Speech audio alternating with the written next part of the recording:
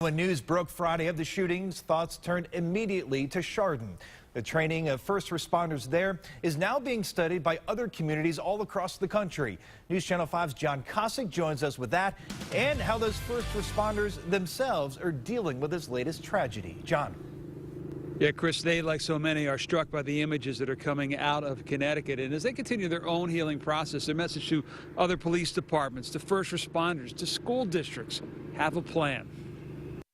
When the calls first came in February 27th of a shooting at Chardon High School, the Geauga County Sheriff's Department already had a plan. First responders knew instinctively what to do, where to go. You can't do a strategic plan in the parking lot while the incident's unfolding in front of you. That was a lesson learned post-Columbine. Columbine used some of the old philosophies, somewhat dated, which was contain.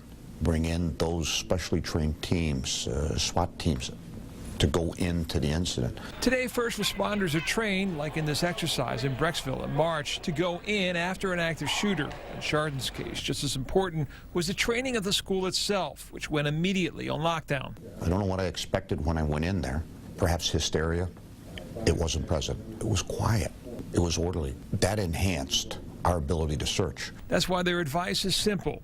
Pre-plan. Encourage practice, encourage preparation, hoping and praying that it's something they'll never have to use, but being ready in case it does happen.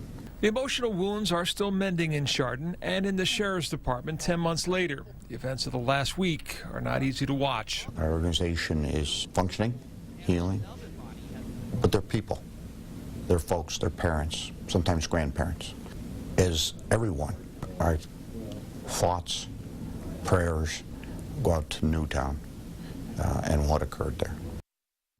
And the benefit of a well-rehearsed plan that they didn't think about when the incident happened in Chardon was everyone reached for their cell phone, and because of that, all cell phone communication was difficult to get through. But because they had a plan in place, the first responders knew where to go and what to do, so it didn't impact them. Reporting live on your side, John Kosick, News Channel 5. John, thanks. And many people are showing their support for the tragedy in Newtown. We'd like you to submit any inspiring pictures of how you are honoring the victims. Just go to newsnet5.com/CT shooting.